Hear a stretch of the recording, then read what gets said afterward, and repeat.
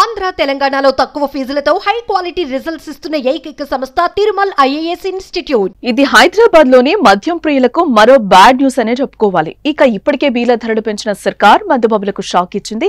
అయినా సరే మందుబాబులు తగ్గేదేలే అంటున్నారు. వేసవి రాకముందే బీర్లు తెగ దాగిస్తూ డిమాండ్ పెంచేస్తూ రాష్ట్రానికి ఆదాయాన్ని పెంచేందుకు సాయశక్తులా ప్రయత్నిస్తున్నారు.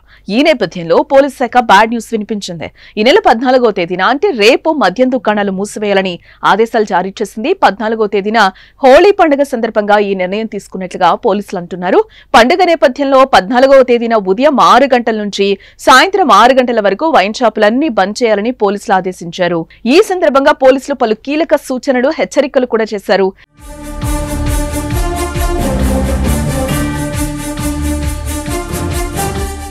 హోళీ పండుగ సందర్భంగా ప్రజలకు ఎలాంటి ఇబ్బంది కలగకుండా, సమాజంలో శాంతి భద్రతలకు ఎలాంటి భంగం వాటిల్లకుండా మద్యం దుకాణాలు మూసివేయాలని వైన్స్ నిర్వాహకులకు పోలీసు అధికారులు ఆదేశాలు జారీ చేశారు. ఇక మరోపక్క కేవలం మద్యం దుకాణాల యజమానుడికే కాదండోయ్, మందుబాబులకు కూడా పోలీసులు హెచ్చరికలు జారీ చేశారు.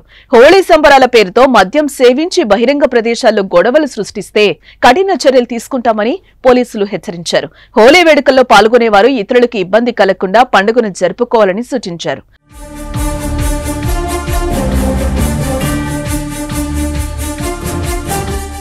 బహిరంగ ప్రదేశాల్లో వాహనదారులపై సంబంధం లేని వ్యక్తులపై రంగులు చల్లుతూ ఇబ్బందులకు గురి చేయొద్దని కూడా హెచ్చరించారు. అయితే హోళీ పండుగ రోజున యువత రంగులు చల్లుకుంటూ తెగ ఎంజాయ్ చేస్తూ ఉంటారు. ఎక్కడ చూసినా కలర్ఫుల్ గా కనిపిస్తూ ఉంటుంది. అయితే కొంతమంది యువత మాత్రం హోళీ పేరుతో అతి చేస్తూ ఉంటారు. గుడ్లు, టమాటాలు కొడుతూ ఇతరులను కాస్త ఇబ్బంది పెడుతూ ఉంటారు.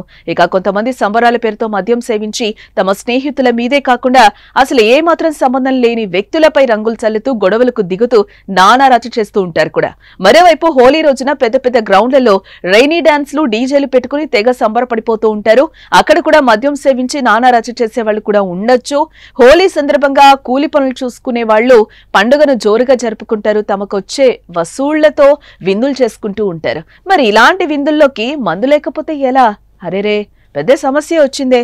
6 తర్వాత షాపులు తెరుస్తారు కదా, అప్పుడు చేసుకుంటే సరిపోద్ది. ఇది మాత్రం ఖచ్చితంగా బ్యాడ్ న్యూస్ లోనూ ఊరటనిచ్చే అంశమే మరి.